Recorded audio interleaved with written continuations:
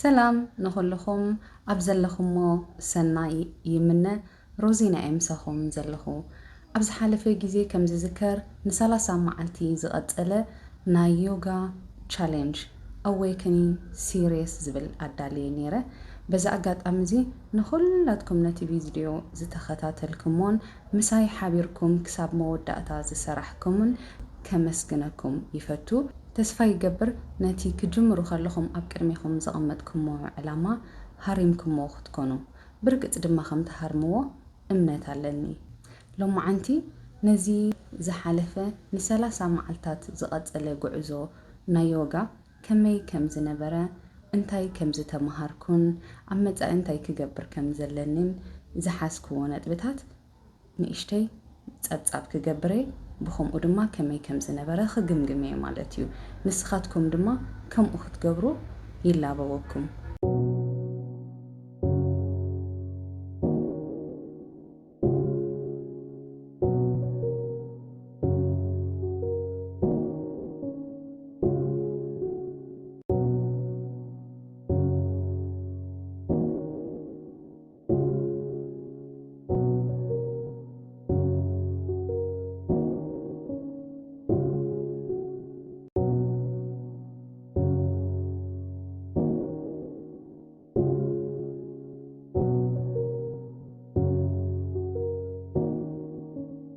ኣብ መጀመርያ ክንጅምር ከለና ዝሰራሕክዋ ቪድዮ ነዚ ናይ 30 መዓልታት ናይ ዮጋ ቻሌንጅ ንምስታፍ ወይ ንምግባር እንታይ የድልየና ዝብል ቪድዮ ሰሪሐ ነይረ ብዙሕ ነጥብታት እኮ እንተነበረ እተን ገምጋም ንምግባር ዝሕግዛና ነጥብታት ተቀዳመይቲ ጆርናሊንግ ነይራ ጆርናሊንግ ማለት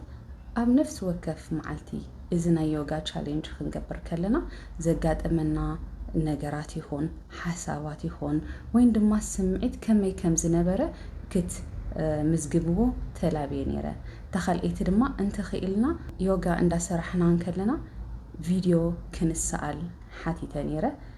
ተስፋ ይገብር ጌርኩም እንትኾኑ ብፍላይ ብቪድዮ እንድሕር ዳኣ ተመሊእና ኮይና ኣካላትና ኣብ ነፍሲ ወከፍ መዓልቲ እንታይ ለውጢ ከም ዝገበረ ናይ ምትዕፅጻፍ ዓቕሙ ብኸመይ ከም ዝወሰኸ ከነስተብህለሉ ንኽእል ኢና እዚ ክልተ ነጥብታት ንምንታይ ይሕግዘና ኣብ መወዳእታ እቲ ዝሰራሕናዮ ስራሕ ዕዉት ዶ ነይሩ እቲ ዘቐመጥናዮ ዕላማ ሃሪምናዮ ዶ ኣይሃረምናዮን ገምጋም ንኽንገብር ይሕግዘና ጽቡቕ እንድሕር ዳኣ ነይሩ ኮይኑ ወይ ጠቒምና እንድሕር ዳኣ ረኺብናዮ ከም ኣብ መጻኢ ንቕጽሎ ማለት እዩ እንተዘይኮይኑ ወይ ጎዳ ኢና እንድሕር ዳኣ ነይሩ ወይ ድማ ብፍጹም ትርጉም እንድሕር ዳኣ ዘይረኸብናሉ እንድሕር ኮይና ገምጋም ጌርና ነቋርጾ ማለት እዩ ስለዚ ኣነ ናተይ ገምጋም ክገብረ ንስኻትኩም ከኣናትኩም ግበሩ እዛ ቪድዮ እዚኣ ሓቢርኩም ምሳይ ክሳብ መወዳእታ ክትከታተልዋ ድማ ዕድመ እዩ ኣቐዲመ ድማ የመስግነኩም ክንጅምር ኢና ጉዕዞ ናተይ ከመይ ይመስል ከም ዝነበረ ሓደ ብሓደ ክዕልለኩም እየ እታ ቀዳመይቲ ንዓይ ቻሌንጅ ዝገበረትኒ ነጥቢ ዮጋ ምስራሕ ኣይኮነትን ነይራ እንታይ ዳ ምክንያቱ ኣነ ዮጋ መዓልታዊ ዝገብሮ ስርሐይ ስለ ዝኾነ ኣካላተይ እውን ኣቐዲሙ ለሚዱ ስለ ዝኾነ ክሳብ ክንድኡ ቻሌንጅን ኣይነበረን ንዓይ ቻሌንጅ ዝነበረ ጉዳይ ቪድዮ ኤዲት ምግባር ምክንያቱ መዓልታዊ ኤዲት ገይረ ፖስት ይገብሮ ስለ ዝነበርኩ ከም ተወሳኺ ድማ ንነዊሕ ግዜ ኣብ ቅድሚ ካሜራ ከምኡ ኢለ ክሰርሕ ንመጀመርያ ግዜ ስለ ዝነበረ ብጣዕሚ ቻሌንጅ ነይሩ ክጅምርን ከለኹ ብዛዕባ ካንቫ ይኹን ብዛዕባ ካፕካት ይኹን ብዙሕ ኣፍልጦ ኣይነበረንን እንታይ ደኣኒ ኣብ መገዲ ቀስ በቐስ ተማሂረዮ ሕጂ ናይ ጀማሪ ምዃን ከይተርፍ ብጣዕሚ ነዊሕ ግዜ ይወስደለይ ነይሩ እዚ ኸኣኒ ብፍላይ ካብ ስራሕ ውዒለ መፄ ኤዲት ክገብሮ ከለኹ ብጣዕሚ ቻሌንጅ ነይሩ ንዓይ ማለት እዩ ቀስ በቐስ ግን እንዳለመድክዎ እንዳሓሸን ከይደ ስለዚ ቪድዮ ኤዲት ናይ ምግባር ዓቕመይ ኣማዕቢለ ማለት እዩ ምዝያ ኣተሓሒዘ ክብላ ዝደሊ እንታያ ኩሉ ግዜ ከምዚ መደብ ጌርና ተበጊስና ክንሰርሕ እንከለና ኣብ መጀመርያ ብጣዕሚ ሓይል ኣለና ክንገብር ይኽእል ዝብል መንፈስ ኣለና ምክንያቱ ሞቲቬትድ ኢና ሽዑ ኢና ንጅምሮ ዘለና مس جزء اندخدنا كنكيد كلنا جن تسرح እንዳ አሰልቸውና ይዝመጽ ስለዚ ምናልባት ንዓኺ ወይ ንዓኻውን ዮጋ ኣብቲ መጀመርያ ሞቲቬትድ ኮይንካ ጀሚርካዮ ክትከውን ትኽእል ምስ ግዜ ግን ምስ ስልቻ ዘይተርፍ እዩ ምክንያቱ እቲ ዘጀመረና ኤነርጂ ኣብ መንጎ ይገድፈና እዩ ከምቲ ክንጅምር ከለና ዝነበረና ሓይሊ ዝነበረና ስምዒት ክገብረ ክበጽሖ ዝብል ዝስምዓና ዝነበረ ስምዒት ክሳብ መወዳእታ ምሳና ኣይቅጽልኒ እቲ ሞቲቬሽን የጀምረና ዳኣምበር ክሳብ ንውድእ ምሳና ኣይቅጽልኒ ኣብዚ ኣይ ሕጅታ ነጥቢ ዕውታት ሰባት ካብ ዘይ ዕውታት ሰባት ዝፈልዮም ነጥቢ ኣብዚ ዘይ ዕውታት ሰባት ካብቶም ዕውታት ዝፈልዮም ነገር እንድሕር ዳኣሎ ራእይ ስለ ዘይብሎም ኣይኮኑን ወይ ድማ ስለ ዘይጀመሩ ኣይኮኑን እንታይ ደኣ ኣብ መንጎ እዚ ዘለዓል ዝነበረ ስምዒቶም ወይ ክገብር ዝብል ዘሎ ስምዒቶም ምስ ቋረፀ ንሳቶም ድማ እቲ ስራሕ ምስኡ የቋርፅዎ ግን እዚ ኮነን እዚ መስርሕ ዘጀመረካ ሓይሊ ምሳኻ ኣይቅጽልኒ ወይ ዘጀመረካ ስምዒት ክሳብ መወዳእታ ኣየሰነካን እዩ ስለዚ ኢኻ ድማ እቲ ዝመደብካዮ ነገር ስምዒት ኣይሃብካ ጥዑም ይኹን ኣይኹን ብዘይ ዝኾነ ነገር ክትቅጽል ዘለካ እዚ ኮንሲስተንሲ ይበሃል ሞቲቬሽን ክሳብ መወዳእታ ኣየሰነካን እዩ እንታይ ደኣ ኮንሲስተንሲ ብተደጋጋሚ ንሓደ ነገር ሰልችካ ከሎ ድዩ ደስ ከይበለካ ከሎ ድዩ ክትቅጽሎ እንከለኻ ኣብ ዓወት ክትበጽሕ ምሉእ ሓይሊ ኣለካ ማለት እዩ እታ ካልእቲ ነጥቢ ምናልባት እውን ኣስተውዒልኩም ክትኮዱ ኢኹም ትራስት ሚ ኣብ ኩሉ ኣተጋጥም እዚኣ እሳኻ እንታይ እያ ሓደ ነገር ክገብር ኢልካ ምስ መደብካ ማለት እዩ ሕጂ ንዓይ ብናይ ዮጋ ክኸይድ ዮጋ ን30 መዓልቲ ቻሌንጅ ክገብር ኢለ መዲበ ምስ ጀመርኩ ኣብ መንጎ ምስ ግዜ ምስ መዓልታት እንዳኸደ ማለት እዩ ኣብ መንጎ ኣብቲ ክጅምር ከለኹ ዘይነበረኒ ቻሌንጅ ካልእ ተወሳኺ ዕንቅፋታት እንዳወሰኸን እንዳበዝሐን ይኸይድ ከም ኣጋጢማትኩም ዶ ሕሰቡላ ሕጂ ንዓይ ብፍላይ ኣነ ነዚ ቻሌንጅ እዚ ክጅምሮ እንከለኹ ካብቲ ፎርማል ስርሐይ ነፃ እየ ነይረ ኣብ ዕረፍቲ እየ ነይረ ማለት እዩ ሶ ድሓሪ ግን ጌና ፍርቂ ከማን ኣይበፃሕኩን ኣይ ቲንክ 13 መዓልቲ ድዩ ገለ ምስ በፃሕኩ ስራሕ ክኣትኹም ዘለኒ ተሓቢርኒ ማለት እዩ እዚ ሕጂ ዘይነበረ ቻሌንጅ እዩ ብድሕሪኡ ስራሕ ውዒለ ደኺመ መፅእ ከለኹ ዮጋ ምግባር ኣይኮነን ንዓይ ፀገም ነይሩ ድሕሪ ዮጋ ምግባረይ ከዓ እንደገና ቪድዮ ኢዲት ገይረ ፖስት ክገብር ኣለኒ ስለዚ ዘይሓሰብክዎ ተወሳኺ ቻሌንጅ ሲ ማለት እዩ ካልእ መገሻታት እውን ነይረኒ ስለዚ ኣብ መንጎ ከቋርፅ ሓደ መዓልቲ ክነጥር ይግደድ ነይረ ማለት እዩ ስለዚ ከምዚ ዝበልኩም ሓደ ነገር ክገብር ኢልካ ምስ ሓለንካ ዕንቅፋታት ይበዝሑ እዮም ኣብዚኣ ኢኻ ሕጂ ንስኻ ክትዕወት ዘለካ እዞም ዕንቅፋታት እዚኦም እቲ ዝመደብካዮ መደብ ተተግብሮ ዲኻ ኣይተተግብሮ ንኽፍትኑኻ እዮም መፂኦም ዘለዉ ስለዚ ደው ኢልካ ወላ ዳ እዚ ዕንቅፋት እዚ ይሃሉ እምበር ሰጊረዮ ክኸይድ እየ ክትብል ኣለካ ከተቋርፅ መደብካ የብልካን ማለት እዩ ታሳልሰይቲ ነጥቢ እንታይ እያ ብፍላይ ከምዚ ዝብሎ ዘለኹ ደኺምካሉ ኣብ ዘለኻ ግዜ ገለ ማለት እዩ ኣእምሮኻ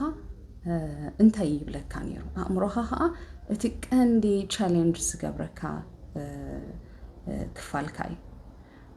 ንኣብነት ኣካላትካ ወላ ዘይደኸመ እንከሎ ኣእምሮኻ ግን ደኺምካ ኢኻ ዘለኻ ይዕርፍ ፅባሕ ክትገብሮ ትኽእል ኢኻ እኮ ሎማዓንቲ ደቅስሞ ፅባሕ ተርክበሉ እንዳበለ ብዙሕ እዩ ዝርብሸካ ከተቋርፆስ ይዕድመካ ማለት እዩ ወይ ድማ ኖርማል እኮ ሎማዓንቲ ነጢርክያ ፅባሕ እኮ ክትገብራ ትኽእል ኢኻ ክገርመክ ብዙሕ ሰብ እውን ኣይግደሰልካን እኮ እዩ ዘሎ ገለ እንዳበለ ኣእምሮኻ ዘይለ ሓሳባት እዩ ዘምፅኣልካ ብፍላይ ኣእምሮና ከነስተውዕለሎም ክንቆፃፀሮን ይግባኣና እዩ እንታይ እዩ ዝዛረበና ዘሎ ሓደ ነገር ክትገብር ሓይሊ ናይ ኣካላት ጥራሕ ኣይኮነን ዘድልየካ ኣእምሮኻ ስርዓት ምትሓዝ እውን የድልየካ እዩ ስለዚ ከምዚ ዓይነት ሓሳባት ንኸተቋርፆ ንዝዕድም ሓሳባት ክመፀካ ከሎ ንስኻ ግን ደው ኢልካ ኖ መደብ ኣለኒ ኢልካ ሓፊልካ ተሲእካ ሽዑ ንሽዑ إذا حسب كمت أكخلو مالتي كتسبرو علىك كتجبرو علىك إذا حج أبيو قادر حيكونكم زبل زلخو أكله زمدب كايو نجارات مالتي سون عيون إذا challenge نيرو بفلاي أبت زدخم كله معلتات أمريكا قارت أبوز زي عدمن نيرو يا حنسات ودا حنسات تسق أموداتا جن بتحي مالتي زهرة بعيتنا بتحي فيها زلخو دما ناتكا دقفتي بزعبا دقفتها مالتي أملاخ مسكن بزحات سابورت نيرو مني أبز سرح زيك سرحن كلخو بفلاي درابيتي مالتي حنساب تي بوتا ساتهم كتقملو زدليو أنا بجحهم كتقملو مسبلكم تس إلى باباتو أمي حزو مالتي وين دما أنا كسرحو زلني سرحات كهلون كلو أخي لاندا ساعتين يوغا سرح كسرح كبلون كلخو نساتهم ما بكندا يسرحو نيرم سلازي سدرابيتي ناتي قداموت ناتي دقفتي أم نيرم وي حقستي نيرم كلا بزح كتقس خيلي انسساتات أفكابي زلو انسساتات ون كل بينيرو ناتي سابورتر نيرو بزح جزي أما نقول سرح كهله يمت أنمو يا آليونيرة سو يحجزن هم زنبرة ملكتيو كلا دره تابكابي زنبرة وناتن تران تبقى النيرون مالتيو اتي بوتا سرحلو زنبركون كمسجنو إيدالي مخناتو ጽቡቕ ቦታ ጽምዋ ቦታ ቀጠልያ ናይ ብሓቂ ምስቲ ድሰርሖ ዘለኹ ስራሕ ዝተሓሓዝ ባህሪ ኔቸር ዝመልኦ ቦታ እዩ ነይሩ እግረ መንገደይቲ ቦታ ይውን ከምስከንኮ ክሓልፍ አይደለን ካለ ኩሉ ነዚ ስራሕ እዚ ካብ መጀመርያ ማለት እዩ ክሓስቦ ከለኹ ጀሚሮም ብሓሳብ ዝደገፉኒ ወላ ብግብረውን ዝሓገዙኒ ሰባት ከመስግኖም ይደሊ كلا أب يوتيوب كلاتكم نتي فيديو ريخم تسرحوا زنبركم كومنت شير سبسكرايب زجبركم لايكس زنبرة بدعمي كمسكناكم يدلي اسخون ناتي سابورترز يخم نيركم مالتيو كلا أبتانا يوغا and meditation تبل جروبنا مع التاو شير كجبرون كلهو سابورت نيركم ونيخم بلب دما يمسكن بزح رئيتوتات حتوتات ونيرو ببجيزيو مالتيو حساباتون زقمت كنيركن بدعمي كمسكن يدلي حق زربا بدعمي حق زي نجاريو نعخاني اشتي نجار تمثل كن سب نايب حق سمعيتو كنجرك خلو تسرحكا سريحيو امها صبو وصيت رخيبلو كبلكا خلو مورالي هونه كايو مالتيو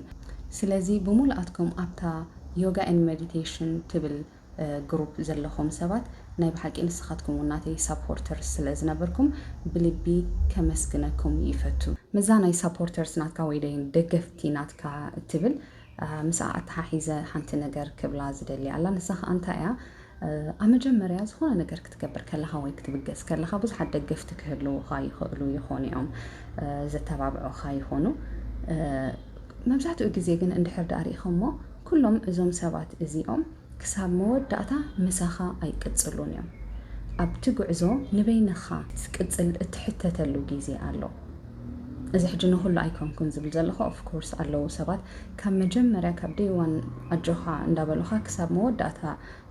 زبتحوخا محازوت كا يخونو عروق تخافتو تخاك هلو يخلو يخونو أنا حجب حافظ شاي ززارب زلخو أفتي مجمرة بزح سب فولو يقبرا كا يخون وين اتسرح كا يعزو يهلو وين كومنتي هبه كاي خون ግን كل مساخا زجمره مساخا يود ማለት አይኮነን አመንጎንዳ ዘحتለ ይخيድ ማለት እዩ እቲ ርኢቶታት ናይ ሰባት ይኹን ወይ እቲ ሓገዛትናቶም ሕጂ ኣብዛ ፖይንት እዚ ኣክትበጽሕን ከለኻ ወይ ከም ኡኸጋጥመካ እንከሎ ማለት እዩ حق زربا حنسب كم زك ستيت خون موسى إلى ريدا أزسرح زلخو ترجم زي بقولوا ريدا أزسرح زلخو قال ندابلك كم زبالكم كأمرخا ناتو زمت أو نيجاتيف توك هالوندو كم تخوني خا مهق أرد أردا قال ما لا تبليها شو جن أبغى يخملس كتب زلك وين دما intention كانت كتذكروا زلك تذكروا ترى خلكم أتقدمي فيديو تقدمي تزنبرت نتبي intention ناتك علامة مات إلى نيرة so أبزي نبينها زي مسلكها جزي دقة في زي بالكاز مسلكها جزي وي بين يزلخو أبتبللو جزي انتاي كوينكا إخا جمير كايو نزنجر نمنتاي كام جمريو جمير كايو كتذكروا علىك ንሱ ይኻሽ ሓይሊ ዝህበካ ንኽትቅጽል ማለት እዩ ምናልባት ኢንቴንሽንካ ኣብ ህይወተይ ለውጢ ከምጽእ ወይ ኣካላተይ ክብደት ክቕንስ ገለ ኢልካ እንድሕር ጀሚርካዮ ተኸንካ እቲ ዕላማ ንስኻን ነፍስኻን ስለ ዝኾነ ሰብ ሰፖርት ይግበርካ ኣይግበርካ ክትቅጽል ኢኻ ማለት እዩ ወይን ድማ ክፈልጦ ንስለ ምፍላጥ ኢሉ ሰርሖ ዘለኹ ተይልካ ክሳብ መወዳእታ ክሳብ ምፍላጥ ክትቅጽል ትኽእል ኢኻ እንታይ ማለት እየ ኣብ መወዳእታ ሰብ ምጥቓዕ ከቋርጽ ከሎ እስኻስ ንበይንኻስ ደው ክትብል ትኽእል ዶ ዕላማኻሲ was it strong enough ንዓኻ ክቐጽለካ ኣብኣያ ሕጅታ ፈተና ትኸውን ዘላ እንድሕር ዕላማኻ ዓብን ሓያልን እንድሕር ደኣ ነይሩ ተኾይኑ ንስኻ ድማ ኣብ ዕላማኻ ጽኑዕ እንድሕር ደኣ ነርካ ተኾይንካ ክትቅጽል ኢኻ ክሳብ መወዳእታ ምሳኻ መን ይሃሉ ኣይሃሉ ብዘይ ገደስ ክሳብ መወዳእታ ክትቅጽል ኢኻ ማለት እዩ ስለዚ እንታይ ንምባሌ ሰፖርተርስ ናትካ ኩሉ ግዜ ሰፖርት ኣይገብሩኻን እዮም ኣብ ዝኾነ ኣብ ህይወት ንበይንኻ ትጓዓዘሉ ግዜ ኣሎ ንስኻ በይንኻ ጥራሕ ንነፍስኻ ሰፖርት ክትገብራ ትሕተተሉ ግዜ ኣሎ ንስኻን ነፍስኻን ንበይንኻ ብዘይ ናይ ካልኦት ሰባት ሓገዝን ርኢቶን ደው ክትብል ትኽእል ኢኻ እዛ ነጥቢ እዚኣ ካብቲ ምስጢር ዓወታት ሓደ እያ ወይ ካብቲ ምስጢር ዝጀመርካዮ ናብ መወዳእቱ ተብጽሕ ዲኻ ኣይተብጽሕን ዝውስነካ ነጥቢ እያ ሓምሸይቲ ነጥቢ ድማኒ enjoying the process ኢልያ ዘለኹ which is እቲ ጉዕዞ ምስቲ ምቓሩ እንታይ ማለት እየ ከምኡ ክብል ከለኹ ኣብዚ ናይ ዮጋ ጉዕዞ ኣብ ዝነበርካሉ ግዜ ኩለን መዓልታት ነናተን ነፍሲ ወከፍ ዝተፈላለየ መዓልቲ እየን ነይረን ንኣብነት ገሊኡ ከምዚ ደኺምካ ከለኻ ትሰርሖ ገሊኡ ስልችወካ ገሊኡ ደስ ኢሉካ ብጣዕሚ ኤነርጀቲክ ኮይንካ ትሰርሖ ኣብ ገሊኡ እውን ከተቋርጾ ዘገድደካ ኣጋጣሚታት ክህሉ ይኸውን ኮታስ ዝተፈላለየ ዓይነት ኢቨንትስ እዩ ሞመንትስ እዩ ሕጂ ንኹሉ እዚ ኣብኡ ዘጋጥመካ ነገራት ሙሉእ ብምሉእ ኣካል ናይቲ ክትበጽሖ ደሊኻ ዘለኻ ዕላማ ምዃኑ ፈሊጥካ ምስቲ ምቓሩ ኢንጆይ ምግባሩ ኩሉ ግዜ ጥዑም መዓልቲ የለን ሓደ መዓልቲ ክኸብደካ እዩ ሓደ መዓልቲ ድማ ተሐጉሰካ እዩ ማለት እዩ ንሓደ ነገር ከምዚ መዲብካ ክትገብሮ ምስ ተበገስካ እቲ መንገዲ ጥዑም ኣይኮነን ኩሉ መዓልቲ ኣብ ገሊኡ ክኸውን ይኽእል ኣብ ገሊኡ እውን ዘይክኸውን ይኽእል ንስኻ ፍሪ ዊል ናትካ ወይ ድማ ናትካ ምርጫ ኣብ ምንታይ እዩ ኩሉ ተስተማቕሮ ዶ እዩ ኣካል ናይቲ ትኸዶ ዘለኻ ዕላማ ናይቲ ክትሃርሞ ደሊኻ ዘለኻ ዕላማ ምዃኑ ፈሊጥካስ ተስተማቕሮ ዲኻ እዩ ሕጂ ብናተይ እንድሕር ደኣ ኣብነት ክህበኩም እንድሕር ደኣ ኮይነ ኣብ ገሊኡ ክገብሮ ስለ ዘለኒ ዝገብሮ መዓልታት ነይሩ ምክንያቱ ኦፍ ኮርስ ደኺመ ኣለኹ ካልእ ስራሓት ይጽበየኒ ኣሎ ግን መደበይ ስለ ዝኾነ ስለ ዝመደብክዎ ጥራሕ ክገብሮ ዝነበረኒ ግዜ ነይሩ ሕጂ ከምዚ ዓይነት ኣካይዳ ንገለ ከሰጉመካ ይኽእል እዩ እቲ ተኸዶ ዘለኻ ጉዕዞ ኢንጆይ ዘይትገብሮ እንድሕር ደኣ ኮይንካ ግን ነዊሕ ክትጓዓዝ ኣይትኽእልን ኢኻ ስለዚ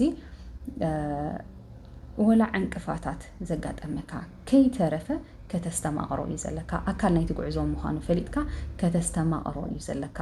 ንኣብነት ሕጂ ንዓይ ዘጋጠመኒ እንታይ ነይሩ ሓደ መዓልቲ ከምዚ ግድን ክሰርሖ ዝነበረኒ ስራሕ ነይሩ ኣት ዘ ሴም ታይም ካ እዚ ናይ ዮጋ ቻሌንጅ ከዓ ክሰርሖ ነይሩኒ ቪድዮ ኢዲት ክገብር ነይሩኒ ፖስት ክገብር ነይሩኒ ሕጂ እታ ስራሕ እንዳተሻቐልኩ እየ ሰሪሐ እያ ንኣብነት ተማቴ ኦኬ ዝባለኒ እዚ ገበርኩ ይዱንግ ኣለኹ ገለ እንዳበልኩ እየ ሰሪሐ እያ እታ ስራሕ ሕጂ እንታይ ማለት እየ ልበይ ኣብኡ ኣይነበረን ኢንጆይ ኣይገብሮን እየ ነይረ እቲ ዝሰርሖ ዘለኹ ጥራሕኒ ስለ ምግባር ኢለ ይገብሮ ነይረ ድሓር ኩላ ሰሪሐ ምስ ወዳእኽዋ ማለት እዩ ከይደ እታ ካሜራ ይተረኣኽዋሲ ሪከርድ ኣይትገብርን እያ ነይራ ሶ ሸዓፍታ ሞመንት ሓቂ ዘረባ ወት ገለ ኢለ ወይን ድማ ከምዚ ተሰሚዓትኒ ግን እሱ እውን ኣካል ናይቲ ጉዕዞ እዩ ድሓር ሃዲእ ክሓስቦ ከለኹ ግን ያ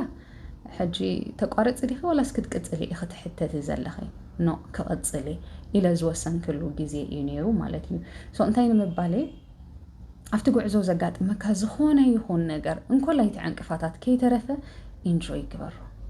እሱ እዩ መቐረት ዝፈጥረሉ ነቲ ትኸዶ ዘለኻ መንገዲ እቲ ምብጻሕ ክትበጽሖ ዲኻ ኣይትበጽሖን ኢትስ ኣባውት ታይም ኣብቲ መንገዲ ግን كمي እንዳበልካ ኢኻ ትበጽሖ ዘለኻ ግን ብጣዕሚ ወሳኒ ነገሪ ንሱ ኢኻ ክትበጽሖ ዶ ኣይትበጽሖን ነቲ ናትካ ዕላማ ዝሕግዘካ ማለት እዩ ሸርሸይቲ ነጥቢ ድማ እንታይ ኢልያ ዘለኹ ሳክሪፋይስስ ወይ ድማ መስዋዕቲ መቸም ሓደ ነገር መዲብካ መስዋዕቲ ከይከፈልካ ኣምሳይኡ ዘይከውን ነገር እንዲሁ and ኩላትና ንፈልጦ ኢና መስለኒ እዚ ነይና ግን መስዋዕቲ ንኸፍል ኣብዚ ኣብ ደቂቕ ምስትውዓል የድልየና እዩ ምክንያቱ ንኹሉ ነገር ኣይኮንካን ክትገድፎ ዘለካ ነገር ኣሎ ክትገድፎ ዘይብልካ ነገር ኣሎ ጎኑ ክትሰርሖ ደለካ ኣሎ ወረን ሓንሳብሲ ነቲ ቻሌንጅ ኣቋሪፅካ ክትገብሮ ዘለካ ነገር ኣሎ እንታይ ማለት እየ ንኣብነት በቕልል ዝበለ መስዋዕቲ ትኸፍሎ ድቃስ ከተውሕድ ኢኻ ከም ትቅደም ክድቅስ ኣይትኽእልን ኢኻ ኣብ ሶሻል ሚድያ ተጥፍኦ ዝነበርካ ግዜ ክንክለዎ ምክንያቱ ካብቶም ግዜ ዘጥፍኡልና ዝኾነ ናትና ነገር ከይንገብር ዝዕንቅጡና ነገር ተደኣ ኣሎ ኮይኑ ኣብ ሶሻል ሚድያ ነጥፍኦ ግዜ እዩ ካልእ ትህኪት ንባዕሉ ሳክሪፋይስ ክትገብሮ ኣለካ እንዳተሃከኻ በቲ ሓድሽ ነገር ክትሰርሕ ኣይትኽእልን ኢኻ ትህኪት ክጠፍእ ኣሎ ኣተሓሳስባ እውን መስዋዕቲ ክትከፍሎ ኢኻ ንኣብነት ቅድም ዝነበረካ ኣተሓሳስባ ኣይክእሎኒ ኣይገብሮኒ ኣካላተይ ኣይተዓጻጸፍኒ እኹል ግዜ ኣይነበረንን ወይ የብለይን ገለ ዝብል ኣተሓሳስባ መስዋዕቲ ክትስውኦ ኣለካ ነዚ ስራሕ እዚ ክትሰርሖ እንድሕር ዳ ኮይንካ ማለት እዩ ሶ መስዋዕቲ ትሕተት ኢኻ እዚ ከም ንቡር ከም ቅቡል ክትወስዶ ኣለካ መብዛሕትና እንታይ ኢና ንጽበእ እቲ ቀደም ኢንተርቴይን ዝገብረና ነገራት እንዳገበርና ሓድሽ ስራሕ ክንሰርሕ ንደሊ ግን ከምኡ ኣይሰርሕን እዩ ኦፍ ኮርስ ገለ ነገር ክትገድፍ ኣለካ ገለ ነገር ክትረክብ ማለት እዩ ኣብዚኣ ከነስተውዕላ ዘለና ግን እቲ ትገብሮ መስዋዕቲ ብናትካ ቀዳምነት ህቦ ነገር ክኸውን የብሉ ንኣብነት ኣደ እንድሕር ዳ ኮይንኪ ወድኺ እንዳበኸየን ከሎ በዚ ዮጋ ክትሰርሒ ኣይትኽእልን ኢኺ ወይ ድማ ኣብ ቅድሚኻ ዝኾነ ይኹን ዓይነት ኢመርጀንሲ እንዳሃለወካ ከሎ ዮጋ መደበይ እንዲልካ ክትሰርሕ ኣይትኽእልን ኢኻ ወይ ከዓ ግድን ንስድራ ቤትካ ክትህቦም ዝነበረካ ግዜ ንዕኡ ሰዊኢካ ኣይኮንካን ናይ ዮጋ መደብካ ትገብር እንታይ ዳ እቲ ቀዳምነት ዝወሃቦ ኩሉ ግዜ ቀዳምነት እዩ ዝተርፍ ወላ ኣብ መደብካ ይኹን ማለት እዩ ካልእ ኣብ ቀንጠመንት ተጥፍኦ ግዜ ብዙሕ ስለ ዝኾነ ንዕኡ ኢኻ መስዋዕቲ ከፊልካ ክትቅፅል ዘለካ ናትካ ፕራዮሪቲ ናትካ ቀዳምነት ግን ከም ዘለዎ እዩ ዝተርፍ ስፔሻሊ ምስ ስድራ ቤትካ ትሕልፎ ግዜ መስዋዕቲ ክትከፍሎ የብልካን ሕጂ ዮጋ ምስራሕ it's not about ስራሕ ጥራሕ ዘይኮነ it's about management እውን ከመይ ጌርካ ግዜኻ ተመሓድሮውን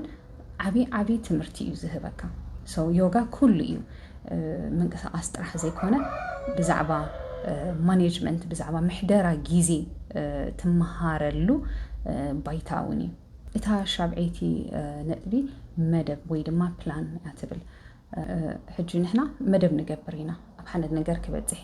እዛ ናይ ዮጋ ቻሌንጅ እዚኣ ኣብ 30 መዓልቲ እንተገደደ ድማ ኣብ 32-33 መዓልቲ ክውዳእ ኢልካ መደብ ትገብር መደብ ምግባር ግን ኣገዳስን ጠቃምን እዩ እዚ ግን ኣሕሊፍና ክንሪኦ ዘለና ነገር እንታይ እዩ መደብ ፈጣሪ ዝበሃል ነገርካ ኣሎ ሕጂ ብናተይ እንድሕር ዳ ሪአዮ ማለት እዩ እዚ ናይ ዮጋ ቻሌንጅ ብስተኻለን መጠን ኣብቲ ጊዜኡ እንተ ዘይኮይንኻ ምናልባት 3-4 መዓልቲ ሚስ ይገብር ኸውን ኣብ 34 ኣብ 35 መዓልትስ ክውድኦ ኢለ መደብ ገይረ ነይረ ግን ከም መደበይ ዶ ኸይዱ ኣይኮነን ክንደይ ዳ ካብ መደበይ ወፅየ እንድሕር ዳ ኢለ ከባቢ ወርሕን ፈራቓን ወሲዱለይ ኣብ ምክንያቱ ኣብ ሞንጎ ገለገለ ስኪፕ ዝገበርክዎ መዓልታት ነይሩ ብዙሕ ኣጋጣሚታት ነይሩ ሕጂ ንመደብ ፈጣሪ እውን ኣሜን ክትክእል ኣለካ ኖ እዚ እንዲ መደበይ ኣብ ከምዚ መዓልቲ ክውድእን እንዲ ሓሲበ ነይረ ገለ ኢልካ ምስቲ ዘጋጥመካ ዘሎ ነገራት ክትቃለስ ይብልካ ምክንያቱ you have to let go በቲ መደብ ኣብ ቅድሚኻ ዘሎ ክትከይድ ትግደደሉ ግዜ እውን ኣሎ ማለት እዩ ሕጂ እቲ ኣገዳሲ ነገር እንታይ መደብ ምግባር ጽቡቕ እዩ መደብ ፈጣሪ ከም ዘሎ ከዓ ኣብ ግምት ምእታው ማለት እዩ ምክንያቱ ከምዛ ቀዲመ ዝበልክዎ ዘይሓሰብካዮ ነገራት ኣብ ውሽጢ ወርሒ ብዙሕ ነገራት ይዘጋጥም ብዙሕ ነገራት ይዝብል ስለዚ መደብ ኣምላኽ ኣሎ ነገራት ካብ ቁፅፅርካ ወፃኢ ክኸዱ ከለው መደብ ኣምላኽ ኣሎ ኢልካ ኣሜን ክትብል ኣለካ ኣመወዳእቱ እቲ ዕላማ እንታይ እዩ በቲ ዝበልካዮ መዓልቲ ወዲእካ ዶ ኣይወዳእካን ዘይኮነ ኣብ መንጎ ብዛዕባ ነብስኻ ክንደይ ተማሂርካ እንታይ ፈሊጥካ እንታይ ሓድሽ ነገር ብዛዕባ ነብስኻ ኤክስፕሎር ጌርካ እዩ እቲ ሕቶ ነፍሲ ወከፍ መዓልቲ ኣስተማቒርካያ ዶ እዩ እቲ ሕቶ ስለዚ ኣብ ርእሲ መደብካ መደብ ፈጣሪ ከም ዘለውን ምፍላጥ ኣሜን ከዓ ምባል ማለት እዩ እዛ ሻምነይቲ ነጥቢ ድማ እንታይ እያ ዮጋ ኣብ ትገብረሉ ጊዜ ማለት እዩ ብፍላይ ድማ እዚ ናይ 30 መዓልቲ ጉዕዞ እንድሕር ዳ ብዘይ ምቁራፅ ጌርካዮ እንድሕር ዳ ኮይንካ ካብቲ ኣብ ዮጋ ኣብ ኣካላትካ ይኹን ኣብ ኣእምሮኻ ይኹን ወይ ድማ ኣብ ሶልናትካ ተምፅኦ ለውጢ ማለት እዩ ካልእ ኣብ መዓልታዊ ናብራኻን ሂወትካ እውን ብዙሕ ነገር ከም ትገብርን ከም ተስልጥን ርኤዮ ማለት እዩ ኦፍኮርስ ቅድሚ ሕጂ እውን ኣየስልጥን ነይረ ወይ ኣይገብርን ነይረ ማለት ኣይኮነን ግን ብዝያዳ ከምዚ ንነዊሕ ግዜ ክገብሮ እየ ለዘቐመጥክዎ ነገራት ኣብ ባይታ ወሪዶም ኣብ ምድሪ ወሪዶም ርኤዮም ማለት እዩ ሕጂ እንታይ ንምባል ዮጋ ክትገብር ከለኻ ማዕረቲ ኣካላትካ መዓልታዊ ዝምዕብሎ ወይ ናይ ምፍትታሕ ክእለት ዘጥርዮ ማለት እዩ ወይ ድማ ኣእምሮኻ ካብቲ መዓልታዊ ፕሮግረስ ትገብሮ ወይ ሰላም ዝረኽቦ ወይ ቅሳነት ዝረኽበሉ ወይ ድማ ታ ሶልናትካ ወይ ስቴት ናትካ ብሓፈሻ ናብ ካልእ ደረጃ ስለ ድሰጋገር ኣብቲ መዓልታዊ ሂወትካ ድማ ብዙሕ ነገራት ከተስልጥ ሓይሊ ኣለካ ማለት እዩ ምክንያቱ ዮጋ is not only about ብዛዕባ እቲ ኤክሰርሳይዝ ትገብሮ ጥራሕ ኣይኮነን እዚ ሰለስቲኡ መዳያት ናይ ሂወትካ ኣካላትካ ይኹን ኣእምሮኻ ይኹን ወይ ድማ እቲ ሶልናትካ ዮጋ ብምስራሕ ኣብ ሓደ መስመር ከተምፅኦ ከለኻ ወይ ድማ ኣላይን ክትገብሮም ከለኻ ንሱ ጥራሕ ዘይኮነ ኩሉ እቲ ደጌኻ ዘለውን ብዙሕ ማዕሪኡ ኣላይን ከም ዝገብር ትርኢ ማለት እዩ ብዙሕ ነገራት ከም ተስልጥ ትርኢ ማለት እዩ ሶ ዮጋ ክትገብር ከለኻ ብዛዕባ ኣካላትካ ጥራሕ ኣይኮነን ብዛዕባ ሓሳባትካ ጥራሕ ኣይኮነን for every step ፕሮግረስ ድገበርካያ ኣብቲ ናይ ዮጋ ስራሕካ ማለት እዩ ሂወትካ ከዓ ማዕሪኡ ፕሮግረስ ክትገብር ትኽእል ማለት እዩ ዓበይቲ ዓወታት ገለ ጥራሕ ኣይትፀበዩ ወላ መዓልታዊ ሂወትኩም እንታይ ተቐይሩ ድማ ኣስተብህሉሉ እንታይ ፕሮግረስ ጌርኩም ምክንያቱ ኣእምሮኻ ብዝተፈትሓሉ ኣካላትካ ብዝተፈትሓሉ ሶልናትካ ብዝተፈትሓሉ መሰረት ወይ መጠን መዓልታዊ ሂወትካ ብኡ መሰረት ይፈታታሕ እዩ ብዙሕ ነገራት ድማ ተስልጥ ኢኻ I hope ድማ እዛ ነገር እዚኣ ኣስተውዒልኩም ላ ክትኮኑ ማለት እየ ካልእ እታ ታሽዐይቲ ነጥቢ ክብደት ኣካላት ምቕናስ እያ ትብል ዮጋ ብርኡይ ክብደት ኣካላት ከም ዝቕንስ ርኤዮ ወይ ድማ ኣስተቢልኩምሉ ትኾኑ ንስኻትኩም እውን ዳይት ስለ ዝገበርካ ኣይኮነን ወይ ድማ ድራር ስኪፕ ስለ ዝገበርካ ኣይኮነን ወይ ድማ ዓይነት ኣመጋግባኻ ስለ ዝቐየርካ ኣይኮነን ወላ ንሱ ከም ዘለዎ እንከሎ ዮጋ ብምስራሕካ ጥራሕ ኣካላትካ ናብ ስሩዕ ቅርፂ ክመፅእ ይኽእል እዩ እንታይ ንምባል ክብደት ኣካላት ንምቕናስ ኤክሰርሳይዝ ጥራሕ ኣይኮነን ዘድለይካ ኣእምሮኻ ክሳተፍ ከም ዘለዎ እቲ ሶልናትካ እቲ ውሽጥኻ ክሳተፍ ከም ዘለዎ እዚ እንድሕር ዳኣ ተሓዊስዎ ዝኾነ ነገር ተወሳኺ ከይገበርካ ማለት እዩ ድራር ስኪፕ ከይገበርካ ወይ ድማ ዳይት ከይገበርካ ኣመጋግባኻ ከይቀየርካ ክብደት ኣካላትካ ናብ ስሩዕ ከተምፅኦ ትኽእል ኢኻ እዚ ምስ ኮነ ኣካላትካ ከመይሉ ይፎኩስ ከዓ የርኤካ ማለት እዩ it's easy ዝኾነ ነገራት ክትገብርሲ ይቐለልካ ጥርጥር ኢኻ ትብል በቃ ከምዚ ናይ ምስልቻው መንፈስ እውን የብልካን ኣካላትካ ብጣዕሚ እዩ ዝፎኩስ ወላ እቲ ርኡይ ክብደት ኣየቐንስ እቲ ፍኹሰት ናቱ ግን ይርድአካ እዩ ዝኾነ ነገር ንኽትገብር ድልው ኢኻ ትኸውን እንታይ ንምባል ዮጋ ክብደት ኣካላትካ ብርግፅ ይቕንስ እዩ ይቕንስ ጥራሕ ዘይኮነ ናብ ንቡር ናብ ስሩዕ ዝኾነ ቅርፂ የምፅዎ እዩ ከም ተወሳኺ ድማ ፍኹስ ድበለ ኣካላት ይህልወካ ማለት እዩ ከም ድላይካ ኣብ ድላይካ ክትንቀሳቐሶ ትኽእል ብዝደለኻዮ ፍጥነት ዝኾነ ነገር ክትገብር ይሕግዘካ ማለት እዩ ዓስራይን ናይ መወዳእታ ነጥቢ እዚ ናይ ዮጋ ቻሌንጅ ሙሉእ ብሙሉእ ተኸታቲልኩምዎ እንድሕር ዳ ኮይንኩም ወይ ሰሪሕኩምዎ እንድሕር ዳ ኮይንኩም نفس وكف معلتي ناتا أرئست نيروا اتي تقبرو منقساقاسات ني أكلات كاسي مستأرئستي متحاز نيروا for example اندحر calming yourself اندحر أخوينا نيراتا أرئستي مالتي اتي تقبرو منقساقاسات نبهد أتزئتوكا كسيلكا زقبر أكلاتكا أمروخا سولناتكا نبهد أتزعدم منقساقاسي زخون ويدما breaking your boundaries دوباتناتكا مسبار أبز بالجزي أرئست اندحر نيروها اتي مسؤو تقبرو منقساقاس اندحر داريخمو بتعمي حيال كابتي زنبركايو زيادة كتحيل زقبركا عينت منقساقاس يخون إذا حجي انتي مالتيو أبزناي 3 معلتي زقبرنا يوقعزو ملو بملو نسلستي مدايات هيوتنا نساتف نيرنا مالتيو نأكالاتنا نأمرونا نسولناتنا نتي نفسي ناتنا مالتيو زساتف ينيرو بخوم إيو خاد حرز 3 معلتي رؤوي زخونة لوطي أب نفس خاد رح زي كونه ولا أب كبابي خاون وي اتتسرحو سرحاتون اترئي مالتيو ريممبر انتاي لنا نيرنا افتفلما ازوم 3 مدايات هيوتنا أأمرو أكالات نفسيناتنا أب ألاينمنت اندحر دا متيوم كبابينا خا ألاين يقبر لنا نيرنا سو اندحر دا بلك تخطاتي لنا يون غيرنا يون اندحر دا أخوينا trust me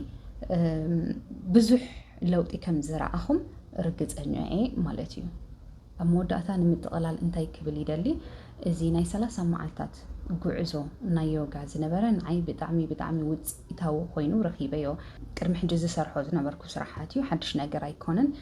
بزيادة بكونسيستنسي امودما كم ززبالكم بس نفس وكف أرئستي استفالا لي عينة مقسقاسات كتقبر انكاللخا نعي أبهيوتي بدعمي تقمي رخيبلو مالتي of course كم حج قبروني رئي حج دما كأتصلو مالتي نسخم كم زاناتي جيركم قم قبرو بس قبركم دما تقام اندحر دا أخوينو كتصلو اندحر دا تقام زي رخيبكم ولو اندحر دا أخوينكم جن جزي خمتزيو تقام أخوينو ترخبلو جزي نايب حقي كمتزيو نشعو ما بقسي كوينوكم يتسنح زي سرحكم وهو سرحات مالتيو زي أخبركم يدلي أبقى بخال سرحات بخال حساباتن بخال فيديون كان الرخابينا بلبي يمسكنكم يا أني لي نزي فيديو زي انت دعفتي خمو لايك قبرو نزلكم رئيتو يخون حتو أب كومنت سيكشن تحفو لي نزي channel زي نمتبع دما شير سبسكرايب نقبر يأني لي